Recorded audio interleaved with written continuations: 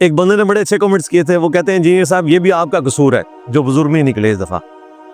और उन्होंने लिखा कि इसलिए कि आपने बुजुर्ग मार दिए, अगर आपने मारे ना होते तो इस दफा आपको पुलों पे बुजुर्ग नजर आते। बिल्कुल हमने मारे हैं।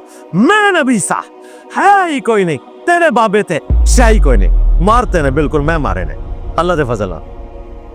और मैं तो क्या सी क़यामत तक नहीं निकलने लगे। तो अल्लाह का शुक्र है इस जंग ने हमारे अकायद की भी इस्लाह कर दी है, हमारे बड़ों के भी अकायद की इस्लाह कर दी है, वहां भी लोगों के अकायद की इस्लाह हुई है। बाकी ये जो झूठे इल्ज़ामात पाकिस्तान के ऊपर लगाए गए वो बिल्कुल गलत है। अल्लाह का शुक्र है इंटरनेशनल मीडिया ने बता दिया है कि जंग कौन जीता है, और ये टोटली एक फॉल्स फ्लैग ऑपरेशन था। और अगर किसी दहशतगर्द तंजीम ने अपनी कैपेसिटी में किया तो भी पाकिस्तान से इसका कोई लेना देना नहीं था। आज की डेट तक 18 मई 2025 एक दहशतगर्द भी पकड़ा नहीं गया, और इंडिया ने 10 मिनट बाद FIR काट के पाकिस्तान पे इल्ज़ाम लगाया, पाकिस्तान पे इतने हमले भी कर दिए, पाकिस्तान ने जवाबी कार्रवाई भी की, सिंदूर के मुकाबले पर बुनियानुम मरसूस, और सीज फायर भी हो गया, लेकिन अभी तक दहशतगर्द को नीचे पकड़े गए। हालांकि इस वक्त तो अवाम को पूछना चाहिए वो दहशतगर्द किधर है जिनकी वजह से दुनिया की 1/5 ऑफ पॉपुलेशन, बल्कि अगर आप मोहतात अंदाजा लगाएं तो 1/4 ऑफ पॉपुलेशन, ये ऑलमोस्ट 25% बनते हैं, वो तबाही के ध्यान पर खड़े हो गए थे और एक एटॉमिक जंग शुरू हो सकती थी अगर वो से वक्त ट्रंप साहब बीच में ना कूदते, तो ये तो करीब करीब पहुंच चुके हुए थे। इंडिया भी इस तरह की वो एक्टिविटी परफॉर्म कर सकता था, पाकिस्तान भी कर सकता था अगर ये जंग लंबी हो जाती। हमारे भाई ध्रुव राठी ने थंबनेल के ऊपर हमारा शरीफ सा प्राइम मिनिस्टर मिस्कीन सा, उसकी शक्ल इस तरह बिगाड़ के शो की जैसे कोई ड्रैकोला होता है। हालांकि पाकिस्तान में रहने वाले लोगों को पता है कि शहबाज शरीफ साहब का बिल्कुल इस किस्म का कोई मिजाज ही नहीं है। इवन नून लीग ने तो अपनी हुकूमत खत्म ही इस वजह से करवाई थी कि ये इंडिया के साथ दोस्ती करना चाहते थे। यहाँ पे डॉन लीग्स हुई, आपको पता है, उसके पीछे भी यही कुछ था। बाद में खैर वो फिर हमारी एस्टेब्लिशमेंट की पॉलिसी बन गई, उन्होंने करतारपुर बॉर्डर भी खोल दिया। यही बॉर्डर जब नवाज शरीफ साहब खोलने के लिए कह रहे थे तो कह रहे थे ये इंडिया के साथ मिले हुए।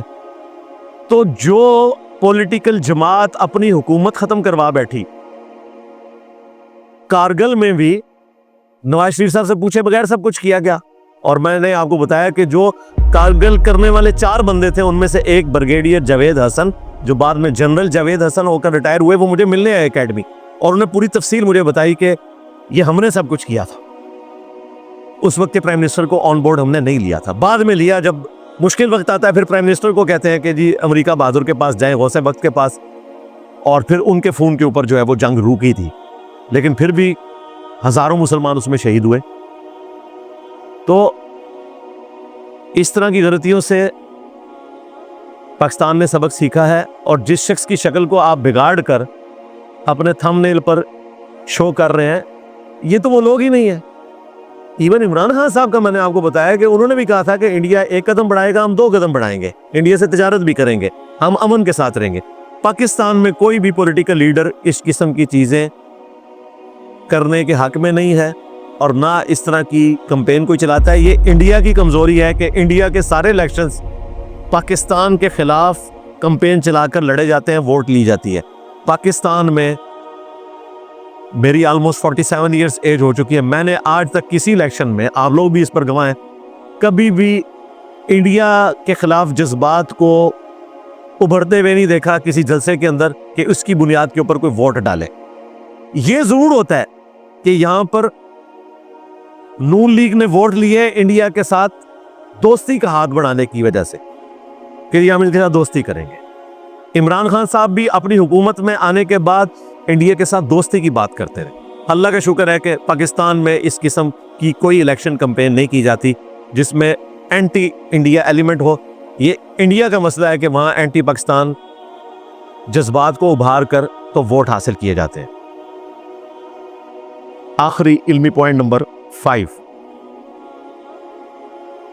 एंड पे जाकर ध्रुव राठी ने पाकिस्तान की जो पॉलिटिकल इंस्टेबिलिटी है उसको डिस्कस किया कि यहाँ पे कोई भी प्राइम मिनिस्टर जो है वो 5 साल पूरे नहीं करता। अल्लाह का शुक्र है कि प्राइम मिनिस्टर तो अब पूरे नहीं कर रहा, लेकिन कम से कम हुकूमतें पूरा कर रही हैं 5 साल। बीच में ये एक एपिसोड हो गया और वो भी आईनी तरीके से हुआ, इसलिए उस पे आप जुडिशरी में तो कोई कदगन नहीं लगा सकते। ये बात आपकी बिल्कुल दुरुस्त है, पाकिस्तान की डेमोक्रेसी बहुत पीछे है इंडिया से। हम तो इंडिया की मिसालें दिया करते थे कि पाकिस्तान में इस किस्म की डेमोक्रेसी हमें चाहिए, लेकिन अल्लाह माफ़ी दे अब जो आप लोगों की हालत है, हम तो कभी भी नहीं चाहेंगे कि हमारे ऊपर कोई इस किस्म का प्राइम मिनिस्टर मुसल्लत हो जिसे दुनिया में एक दहशतगर्द के तौर पर जाना जाता हो। प्राइम मिनिस्टर बनने से पहले दुनिया के कई मुल्कों में मोदी का दाखला बंद था, बुचर ऑफ इंडिया कहा जाता था, इसने मुसलमानों का कत्लेआम किया। पाकिस्तान ने आज तक कोई ऐसा प्राइम मिनिस्टर इलेक्ट नहीं किया कि जिसने यहाँ हिंदुओं का, क्रिश्चियंस का या मुसलमानों का कोई कत्लेआम किया हो। बिल्कुल ऐसा नहीं है, सब अमन पसंद है।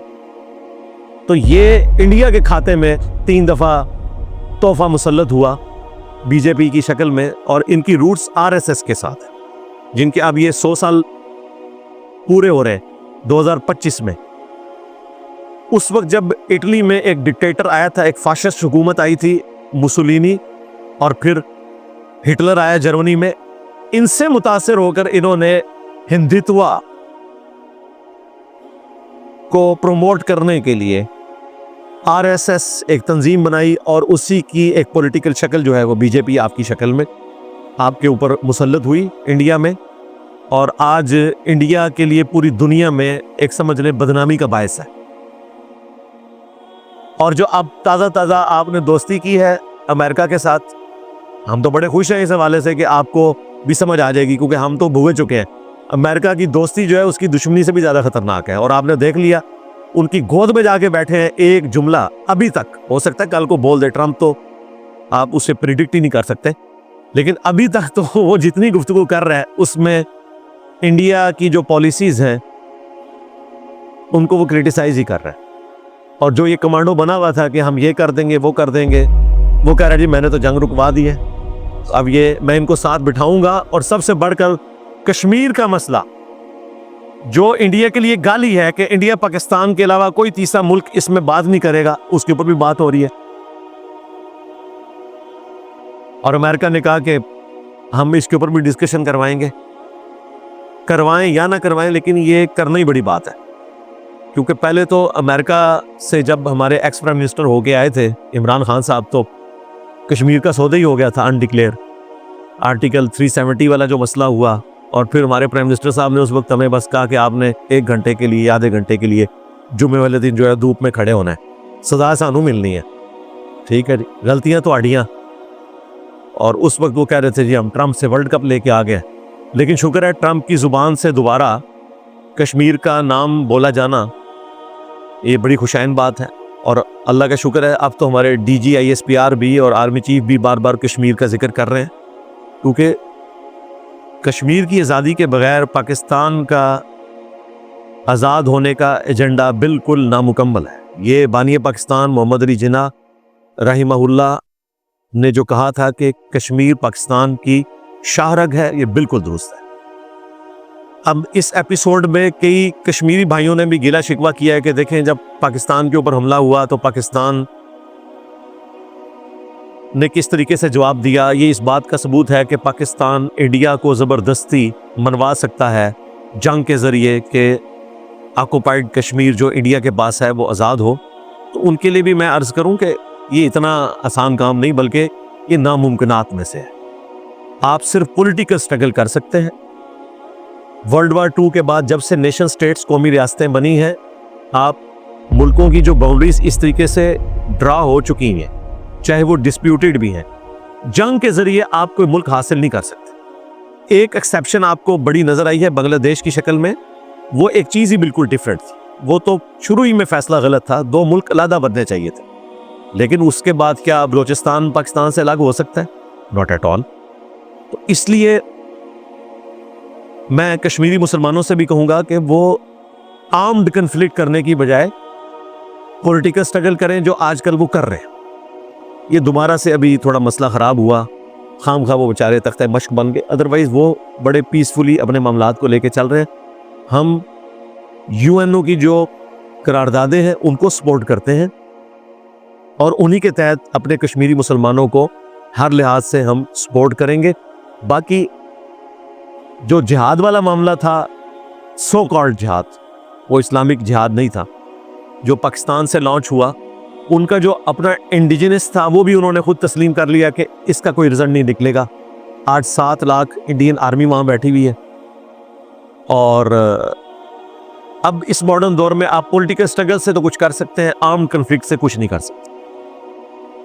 और 7 लाख जो आर्मी है, मैं उससे भी रिक्वेस्ट करूंगा कि यार कश्मीरियों को छोड़ें, आप उन दहशतगर्दों को पकड़ें जिन्होंने पहलगाम करवा के इंडिया और पाकिस्तान को तबाही के दहाने पर लाकर खड़ा कर दिया, उनको पकड़े। और अगर आपने ये खुद किया है तो अपनी कौम से माफी मांगे, आज नहीं तो 10 साल बाद तो मांगनी पड़ेगी। बाकी इस वक्त इंटरनेशनल मीडिया जो कुछ बता रहा है उससे तो यही लग रहा है कि या तो ये फॉल्स फ्लैग है या आपका इंटरनल मसला है। पाकिस्तान का इस पूरे मामले से कोई लेना देना नहीं है। अल्हम्दुलिल्लाह हम इंडिया के लिए ख्वाहिशमंद हैं कि इंडिया गांधी का इंडिया बने, आरएसएस या बीजेपी का इंडिया ना बने। खा वहाँ पर कांग्रेस हो या आम आदमी पार्टी हो, वो सेकुलरिज्म को प्रमोट करते हैं। इंडिया के लिए सेकुलरिज्म ही सबसे बेहतरीन निज़ाम है, क्योंकि वहाँ पर तमाम मज़हब से ताल्लुक़ रखने वाले लोग कसरत में आबाद हैं। पाकिस्तान में तो 97% मुसलमान है, इसलिए हम यहाँ इसे इस्लामिक रिपब्लिक ऑफ पाकिस्तान कहते हैं। लेकिन इसका मतलब ये नहीं होता कि क्रिश्चियंस को या हिंदुओं को यहाँ पर कोई आज़ादी नहीं, उनको आज़ादी हासिल है, लेकिन मेजॉरिटी में हम हैं। लेकिन वहाँ ऐसा नहीं है, मेजॉरिटी में हिंदू हैं, लेकिन मुसलमान भी कोई माइनॉरिटी में नहीं है, 20 करोड़ से ज़्यादा है। इस बयान को एंड तक सुनने के लिए आपका बेहद शुक्रिया।